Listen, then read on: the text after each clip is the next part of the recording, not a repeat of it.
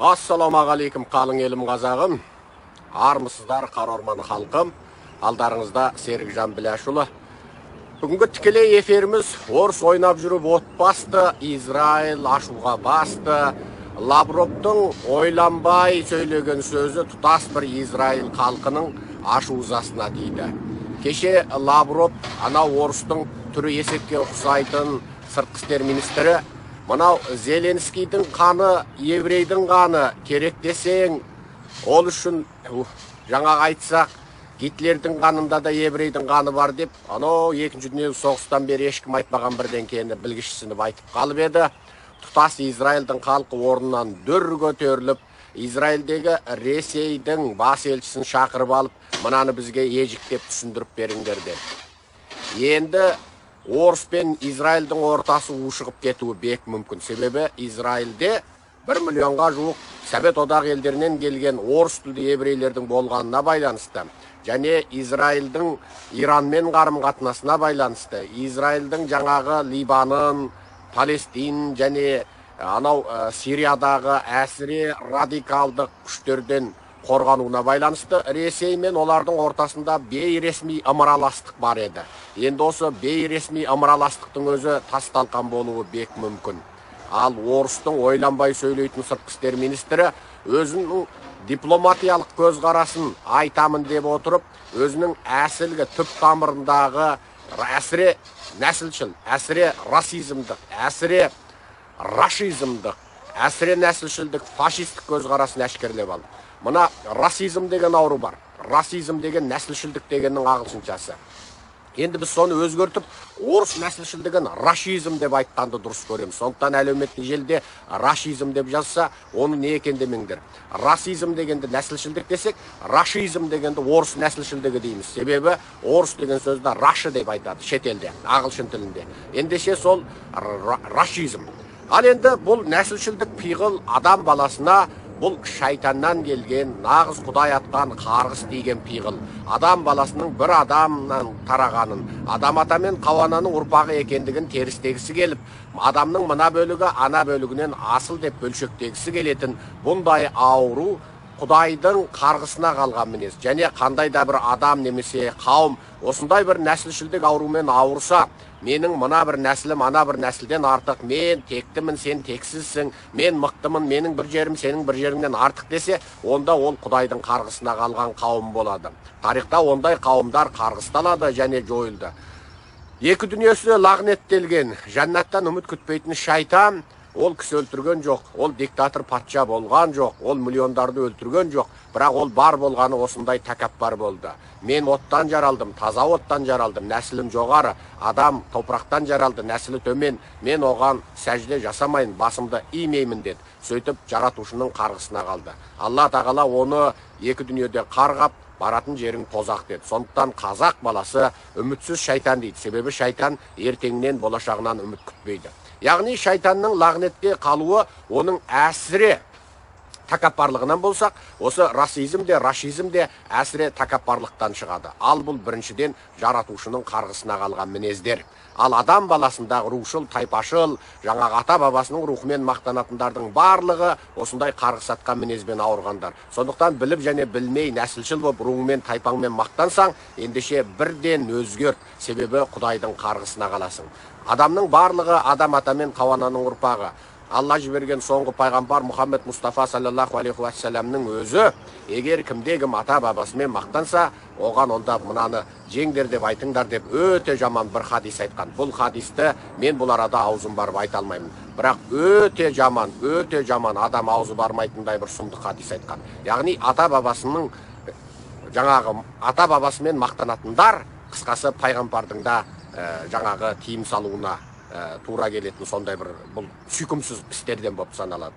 Сондықтан мынау орыстың мына нәсілшілдігі туралы аяқ астынан кеше Тайванның бір медиасы хабарласып, ай Серікжан мырза, мына осы Лавров өстіп айтып, сен енді орысты жете білетін адам ретінде мына бүкіл демократиялық Қытай тілді әлемде Сингапур, Тайвань, Еуропа, Американың бүкіл Қытай тілді әлеміне танылып келе жатсың. Осы мына Лавров есектің мына сөзіне не қарайсың деді. Ай бір құмарымнан шыққанша Лавровты 7 қабат жердің түбіне тығып тура бір тепкілеп алдық. Сосын ары қарай тарихтан біраз жібердік. Бұл нәсілшілдіктің арғы жағында мынау Дарвиннен бастап біраз әңгіме айттық. Себебі коммунистер мынау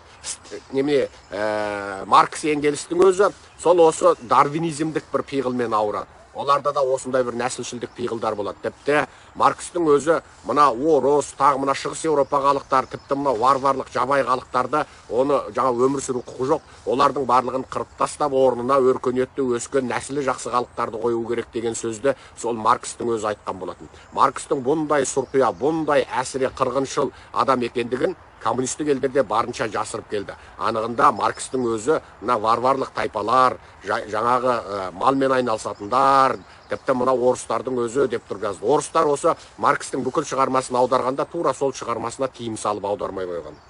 Ал тағы бір нәрсені айтайық.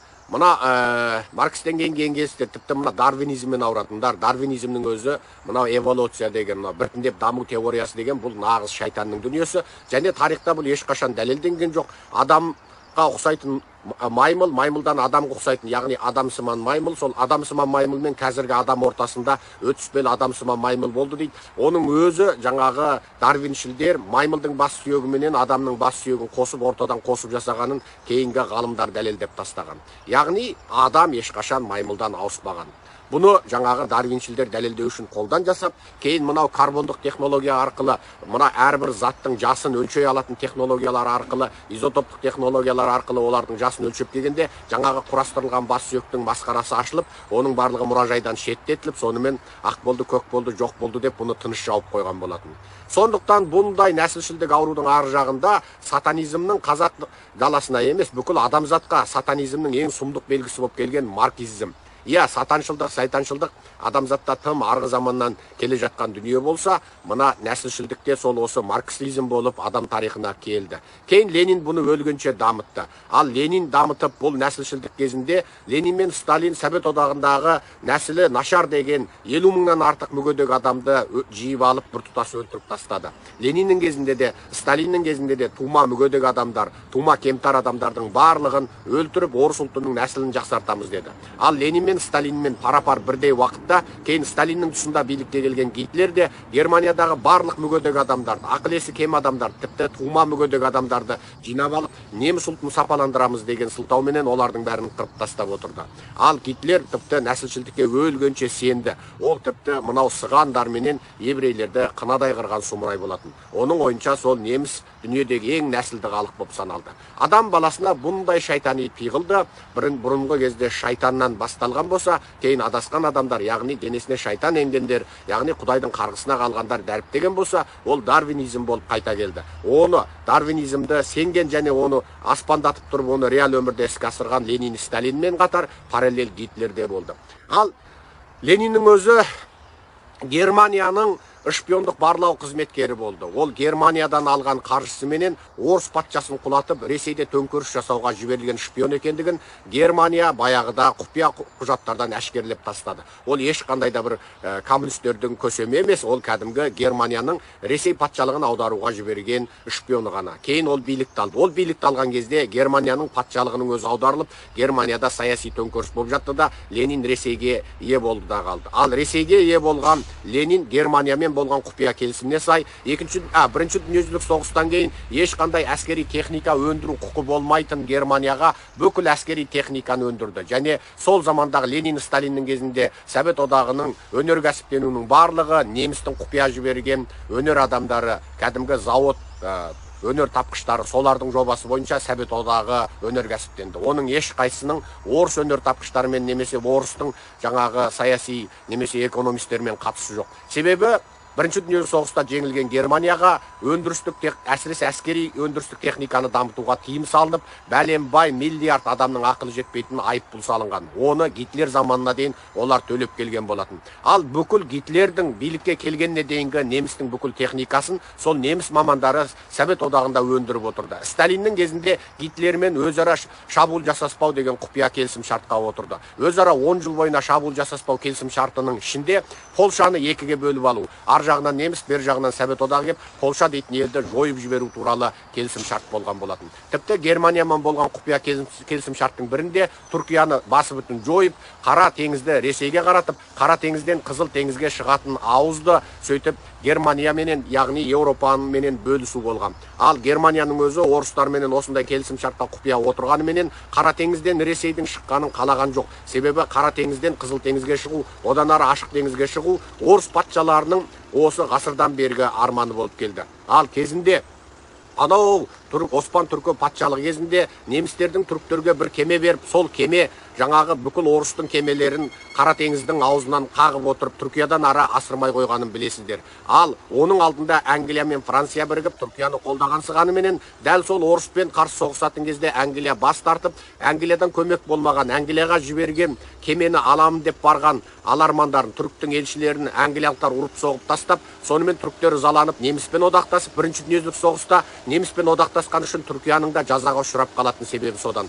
Кейін Мұстафа Кемал Ататүрік түріктерге өсиет айтып, өмір бойы тек Англия және Америкамен одақ болыңдар, сонда ғана Түркияның амандығын сақтайсыңдар деді. Мұстафа Кемалдың көрегендігі де сол шығар. Мүмкін оның басқа нәрселерін біз оң көрмесек оң көрмеспіз, бірақ Түркияның аман қалуы сол Англия Америкамен одақ болып, Ресейді Қара теңізден қылқындырудан басталды. Яғни Қара теңіз Ресейдің мәңгілік арманы болып қалды. Кеше ғана Ердоған Қара теңізден Ресейдің бір кемесін өткізбейтінін жариялады. Міне бұл тарихтан анау Мұстафа Кемалдың ар жағында Осман түркі заманынан Ресейдің Қара теңізде қылғынып, Қара теңізден ара салмай соғылып отырғанның белгісі. Енді сөзімізге қайта келейік. Мынау нәсілшілдік, расизм туралы айтып келе жатқанбыз. Осы нәсілшілдік туралы сөзіміздің жалғасын жалғастырайық. Ой, маналар тағы шөбін отап. Ай, лайк бассаңыздар шындан көрілімі бір. Сол бұл нәсілшілдіктің ар жағында Гитлердің нәсілшілдігі тұр. Сол Гитлермен одақ болған орыс коммунистерінің нәсілшілдігі тұр.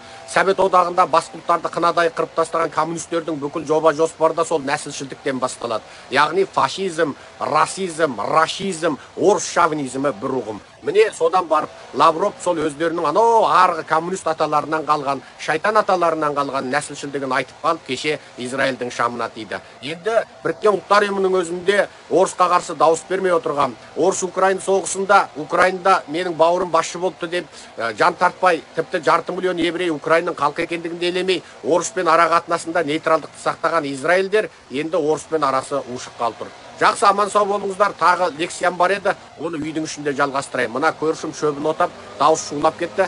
Сәлден кейін сіздерменен үйдің ішінде кездесейік. Аман болыңыздар.